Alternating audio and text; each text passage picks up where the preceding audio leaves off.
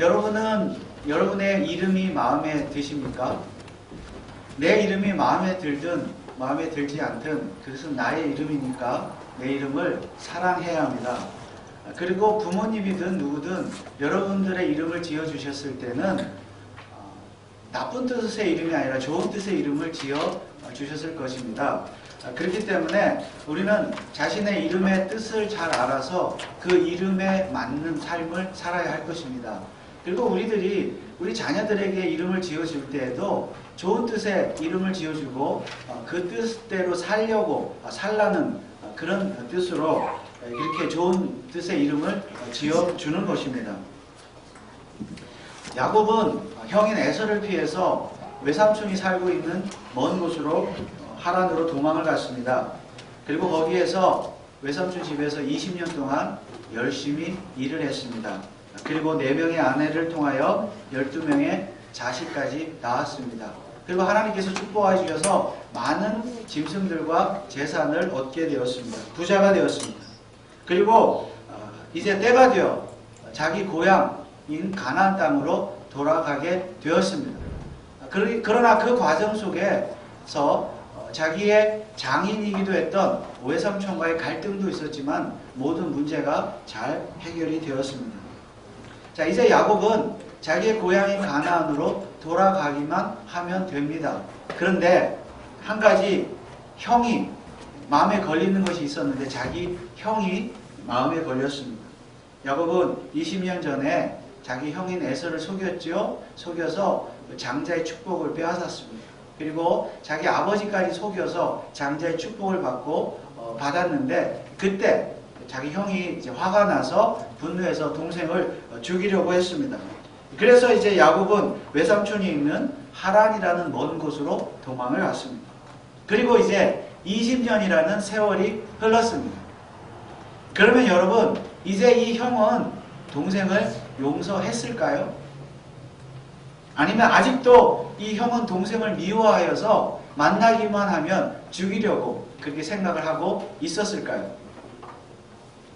성경에 정확한 기록은 없지만은 많은 성경학자들은 야곱이 하란으로 도망을 갔을 때의 나이가 이미 76세쯤 되었을 것이라고 추정을 합니다. 그렇다면 쌍둥이 형인 에서도 76세였습니다. 그러니까 이 70대 노인들이 싸운 거예요. 그리고 이제 20년의 세월이 흘렀습니다. 그러면 이 두 형제는, 쌍둥이 형제는 이미 96세, 약 100살을 앞둔 노인들이었어요. 물론 그 당시 다 오래 살았으니까 노인이라고 말할 수는 없겠지만은 어쨌든 100세를 눈앞에 두고 있는 이 두 쌍둥이 형제, 아직도 여전히 서로 미워했을까요? 물론 일방적으로 미워했던 쪽은 형입니다. 에서가 야곱을 일방적으로 미워하고 죽이려고 했습니다. 그런데 어쨌든 20년이라는 세월이 흘렀는데 형은 여전히 동생을 미워하고 죽이려고 했을까요? 우리가 아는 대로 이 이야기의 결말은 해피엔딩입니다. 야곱과 에서는 아무 일이 없었다는 듯이 20년 만에 기쁜 마음으로 서로 만났습니다. 화해했습니다. 그러면 여러분, 어떻게 이런 일이 가능했을까요? 사실 야곱은 형의 마음을 알아보기 위해서 먼저 자기 종들을 형에게 보냈습니다. 그리고 형에게 큰 선물까지 주겠다고 말했습니다. 그런데 여러분, 형을 만나고 돌아온 종들의 보고는 그야말로 충격적이었습니다. 형 에서가 400명이나 되는 군사들을 이끌고 동생을 지금 만나러 오고 있다는 것입니다. 이 소식을 전해 들은 야곱은 그야말로 충격에 빠졌습니다. 그리고 마음이 괴롭고 불안했습니다. 그런데 야곱은 결국 형에게 많은 선물을 보냈고 그리고 형과 화해를 했습니다. 그래서 어떤 또 성경학자들이 이렇게 말합니다. 야곱이 참 잘못했다. 이처럼 형에게 선물을 보내는 것, 이것은 야곱이 하나님을 의지하지 않고 인간적인 방법을 취한 것이다. 인간적인 야곱, 역시 야곱답다. 야곱이 잘못했다. 이렇게 말하는 사람들도 있습니다. 여러분은 어떻게 생각하십니까? 사실 우리도 어떤 사람들과의 관계에 있어서 문제가 생기고 좀 갈등이 생기면 우리도 선물 줄 수 있잖아요. 선물을 줌으로써 호의를 베풀므로써 그 관계를 회복할 수 있는 것입니다. 그러나 사람에게 선물만 준다고 해서 모든 문제가 다 해결될 것이라고 생각하는 것은 착각입니다. 문제가 있으면 뭐 서로 만날 수도 있고 만나야 되고 또 뭐 밥을 먹을 수도 있고 서로 대화를 나누고 또 내가 잘못한 것 있으면 솔직하게 인정하고 사과도 해야 할 것입니다. 선물만 딸랑 줬다고 문제가 해결되는 것은 아니겠죠. 그래서 야곱이 형과 화해하는 일에 있어서 이 선물은 큰 역할을 한 것은 사실이지만 선물이 전부는 아니었습니다. 그러면 야곱은 어떻게 형과 화해할 수가 있었습니까? 사실 지난 20년 동안 야곱은 형을 한 번도 만난 적이 없었습니다. 대화를 할 시간도 없었어요. 그런데 어떻게 야곱은 형과 화해할 수 있었습니까? 야곱은 형이 군사들을 이끌고 자기에게로 온다는 소식을 들었을 때에 하나님께 이렇게 기도했습니다. 오늘 본문 11절 말씀입니다. 내가 주께 간구하오니 내 형의 손에서 에서의 손에서 나를 건지시옵소서. 내가 그를 두려워하오면 그가 와서 나와 내 처자들 칠까 겁내미니이다. 결국 야곱이 형과 화해할 수 있었던 유일한 비결은 기도였습니다. 야곱이 형에게 선물도 물론 주었지만 더 중요하게 생각했던 것은 기도였습니다. 그래서 오늘 우리 역시 사실은 기도와 선물을 병행해야 합니다. 즉 성도는 기도와 실천을 함께 행해야 한다는 것입니다. 성도가 어떤 문제가 생겼을 때 기도만 열심히 하고 아무런 행동도 취하지 않는다? 이것은 죄입니다. 또 반대로 성도가 어떤 행동만 취하고 선물을 주고 사람 만나고 행동만 취하는데 기도하지 않는 것, 이것도 죄입니다. 우리가 모든 것을 문제가 생겼을 때 모든 것을 하나님께 맡기고 마땅히 기도해야 합니다. 그렇지만 기도했다면 우리가 할 수 있는 행동도 취해야 합니다. 물론 선물이 뇌물이 되어서는 안 될 것입니다.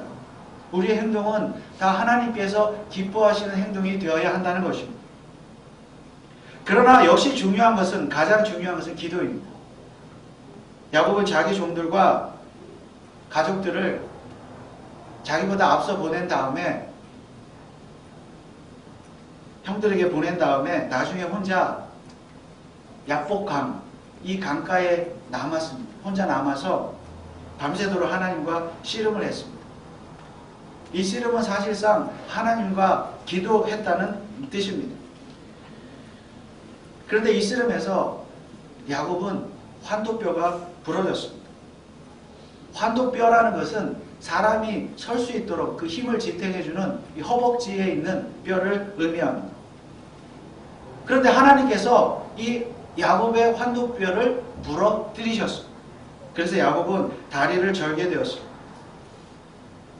그리고 이때 하나님은 야곱의 이름까지도 바꾸셨습니다.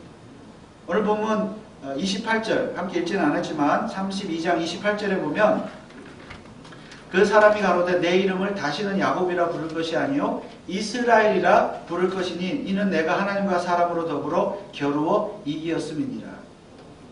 하나님께서 야곱의 이름을 이스라엘로 바꾸어 주셨습니다. 여러분, 왜 갑자기 하나님이 야곱의 이름을 이스라엘로 바꾸셨을까요?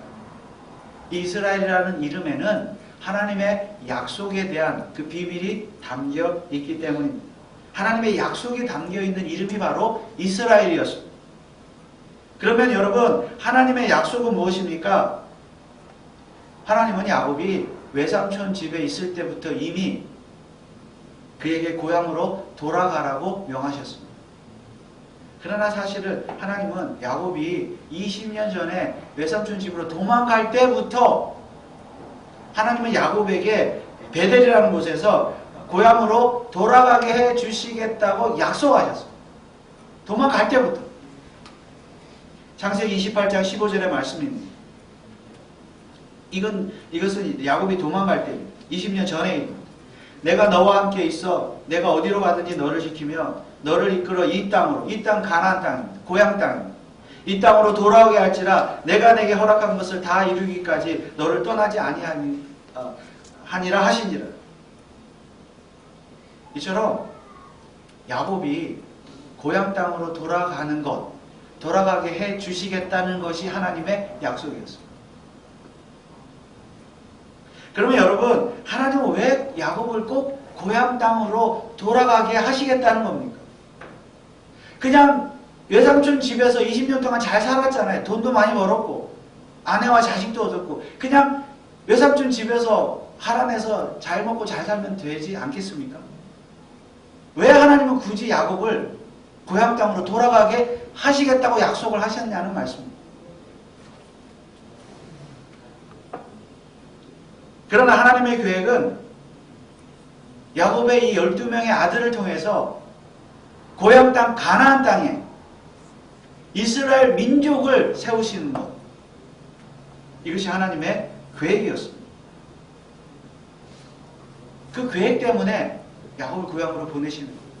그런데 이러한 하나님의 계획, 이러한 하나님의 약속은 이미 아브라함과 이삭 때에도 그들에게 하셨던 약속이에요.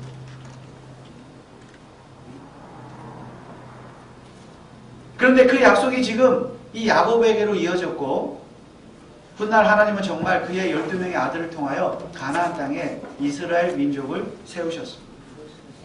그런데 더 중요한 질문이 한 가지 있습니다. 그러면 하나님은 이 가나안 땅에 왜 이스라엘 민족을 세우시려고 하시는 겁니까? 왜 하나님은 꼭 가나안에 이스라엘 민족을 세우셔야 합니까? 우리는 이미 그 답을 알고 있습니다. 그 답이 무엇입니까? 하나님은 그 이스라엘 민족을 통하여 그 민족의 후손을 통하여 장차 메시아 즉 예수 그리스도를 이 땅에 보내시려는 계획을 이미 가지고 계셨다는 거죠. 누구를 통해서요? 이스라엘 민족을 통해서. 그러므로 하나님의 원래 계획은 예수 그리스도께서 이 땅에 오시는 것인데 이스라엘 민족을 통해서 오실 것이다 라는 것을 만세 전에 이미 작정하셨다는 것입니다. 계획하셨다는 것입니다. 그래서 지금 하나님께서 야곱의 이름을 이스라엘로 바꾸셨습니다. 즉 이스라엘이라는 그 이름에는 야곱에게 하셨던 그 약속, 고향으로 돌아가게 해주겠다는 그 약속을 하나님께서 반드시 지키겠다고 하는 의지가 담겨있는 이름이 바로 이스라엘입니다. 무슨 뜻입니까? 야곱은 결국 가나안 땅에 무사하게 도착하게 된다는 것입니다. 그 말은 무슨 뜻입니까? 야곱은 자기 형인 에서와 반드시 화해하게 될 것이라는 말씀입니다. 즉 하나님께서 이미 형의 마음을 움직이셔서 동생을 미워하지 않도록 죽이지 않도록 그렇게 섭리하신다. 동생에게 아무런 해를 가하지 않도록 섭리하시겠다는 겁니다. 왜요? 자신의 약속 때문에, 하나님의 약속 때문에. 왜냐하면 야곱은 가나안 땅에 무사히 도착해야 하기 때문입니다. 이것이 하나님 자신의 약속이기 때문입니다. 여러분, 만약 야곱에게 무슨 일이 생기면, 형을 통해서 무슨 일이라도 생기면 하나님은 거짓말쟁이가 되는 것입니다.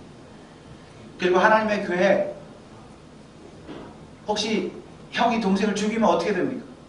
하나님의 계획, 야곱의 12명의 아들을 통해서 가나안 땅에 이스라엘 민족을 세우시겠다는 하나님의 계획이 어떻게 됩니까? 물거품이 되는 거예요. 그러면 하나님의 민족이 세워지지 아니하면 그 민족을 통해서 예수 그리스도가 탄생한다는 이 하나님의 계획도 물거품이 되는 것입니다. 그래서 야곱은 무조건 가나안에 무사히 도착해야 합니다. 형과 사이에서 아무런 일이 없어야 돼요. 화해해야 돼요. 그래서 야곱과 에서의 화해 자체가 창세기의 목적은 아닙니다. 여기서 뭐 우리가 형과 화해하자, 동생과 화해하자, 이 자체가 창세기에서 말하려는 것이 아니라는 거예요. 오히려 하나님은 자신의 계획을 위하여 야곱과 에서를 화해시키신다는 것이 창세기의 목적입니다. 그 하나님의 계획이라는 것이 무엇입니까? 곧 예수 그리스도를 이 땅에 보내시는 것. 그리고 예수 그리스도를 통하여 오늘 저와 여러분들이 구원함을 얻을 수 있도록 하시는 것이 하나님의 계획이에요. 창세기 때부터 세워졌던 하나님의 계획입니다. 그리고 그 하나님의 계획을 이루시기 위해서 하나님이 에서와 야곱을 화해시킨 거예요. 야곱이 가나안 땅에 무사히 돌아가야 됩니다. 그러므로 지금 야곱과 에서가 화해한 것은 단지 개인적인 두 형제의 화해가 아니라 장차 이 땅에 오실 예수 그리스도를 준비하는 화해였습니다. 그리고 실제로 예수 그리스도께서 이 세상에 오셔서 하신 일이 무엇입니까? 죄로 말미암아 죽을 수밖에 없는 우리 죄인들을, 저와 여러분들을 하나님 아버지와 화해시키셨잖아요. 예수 그리스도 십자가의 죽음을 통하여 예수님이 화해자로 오신 거예요. 그리고 화해자로 오실 예수님을 미리 보여주는 사건이 뭐예요? 에서와 야곱의 화해입니다. 하나님이 하신 거예요.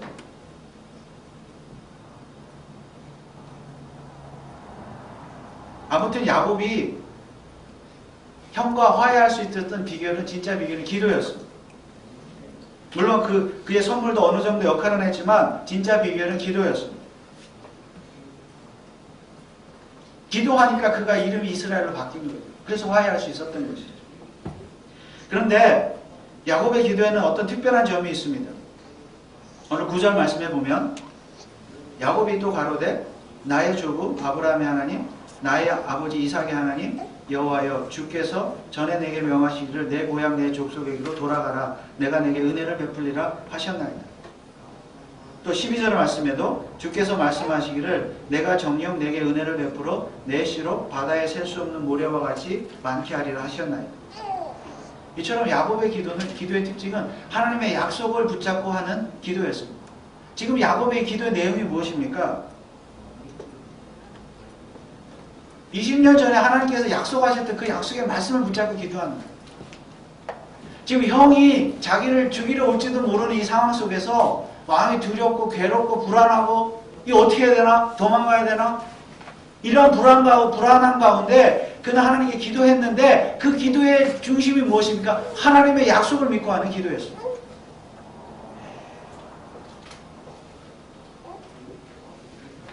(20년) 전에 그 약속이 기억나는 거죠.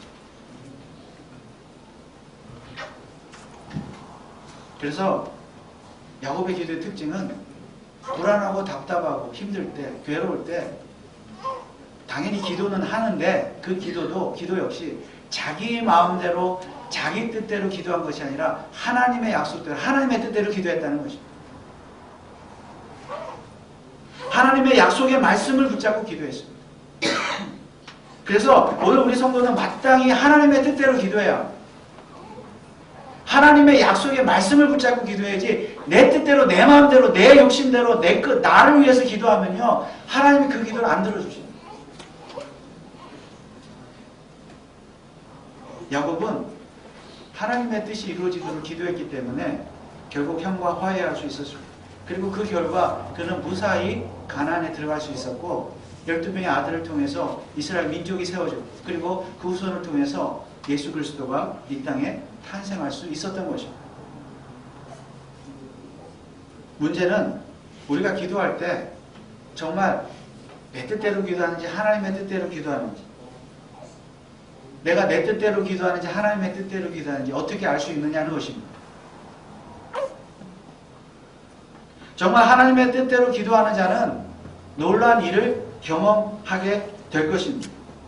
정말 하나님의 뜻대로 기도하는 자는 자신의 환도뼈가 부러지는 일을 경험하게 될 것입니다. 그리고 정말로 하나님의 뜻대로 기도하는 자는 자신의 이름이 이스라엘로 바뀌는 일을 경험하게 될 것입니다. 물론 이 모든 일은 다 하나님이 하십니다. 다 하나님이 하세요. 하나님의 주권과 하나님의 작전 가운데 하나님이 행하십니다. 그러나 하나님이 일을 하실 때에는 그냥 가만히 앉아있는 사람을 통해서 일하시지 않고 기도하는 자, 기도하는 자를 통해서 하나님이 일하십니다. 기도하는 자의 환도뼈를 부러뜨리시고 기도하는 자의 이름을 이스라엘로 바꾸심으로 말미암아 하나님은 일하십니다. 그렇다면 여러분, 지금 야곱과 에서의 갈등 상황에서 정말 문제는 누구에게 있습니까? 형인 에서에게 있습니까? 물론 그럴 수 있습니다. 그러나 진짜 문제는 야곱에게 있습니다. 왜냐하면 하나님은 지금 형이 아니라 에서가 아니라 동생 야곱의 환도뼈를 부러뜨리셨기 때문에 지금 하나님은 형의 이름을 바꾼 것이 아니라 동생 야곱의 이름을 이스라엘로 바꾸셨기 때문입니다. 결국 그 결과가 무엇입니까? 바로 형과 동생의 화해였습니다. 환도뼈는 내 몸통을 지탱해주는 큰 힘줄과도 같은 것입니다. 그리고 그 힘줄은 곧 내 존재 자체를 지탱해주는 나의 존재 자체, 나의 자존심, 혹은 나의 욕심, 나의 고집을 상징합니다. 그런데 그 힘줄이 부러져야만, 끊어져야만 우리의 이름이 이스라엘로 바뀐다는 사실입니다. 그리고 우리의 이름이 이스라엘로 바뀌어야만 비로소 우리는 화해할 수 있습니다. 그래서 문제는 바로 나에게 있습니다. 야곱이 형을 두려워할 것이 아니라 먼저 자기 자신의 큰 힘줄을 끊어내야만 했던 것입니다. 그런데 하나님이 그렇게 하셨습니다. 여러분, 만약에 야곱의 환도뼈가 부러지지 않았다면, 그리고 그의 이름이 이스라엘로 바뀌지 않았다면 어떤 일이 났겠습니까? 형은 동생을 죽였을 거죠. 그러면 그 이후에 일어날 하나님의 언약, 하나님의 약속, 하나님의 계획 다 물거품이 되는 것입니다. 그렇다고 해서 그것은 에서의 잘못이 아닙니다. 모든 문제의 원인은 야곱이 자기 자신의 환도뼈 큰 힘줄을 끊어내지 않았기 때문입니다. 자기 자신이 먼저 이스라엘이 되지 못했기 때문입니다. 물론 하나님은 결코 이 두 형제가 화해하지 못하는 일은 일어나지 않도록 역사하셨습니다. 왜냐하면 하나님은 거짓말하는 분이 아니시기 때문입니다. 무엇보다 하나님은 야곱을 사랑하셨기 때문입니다.